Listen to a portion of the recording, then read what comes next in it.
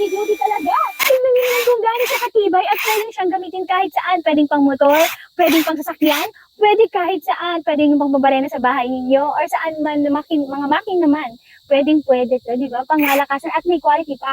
Heavy duty yan. Sinasabi ko sa inyo. At yun nga ang mga inclusions ng Makita. Kung nakikita ninyo, meron tayo ditong socket wrench, di ba? Yung pangtanggal ng mga malalaking tornilyo. Tingnan nyo naman kung gaano siya kalaki, hanggang maliit pa palaki. At ito ang ating adapter na pwede nyo gamitin pag magbabarena kayo. Yes! Narinig nyo, tama kayo.